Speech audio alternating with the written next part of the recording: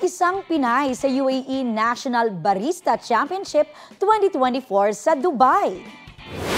Sa siyam na naglaban-laban nakuha ni Micaela Ruazol ang kampyonato. Sa kompetisyon, iba't ibang gawain ang kanilang ipinamalas tulad ng paghahanda ng kape at paggamit ng espresso machine.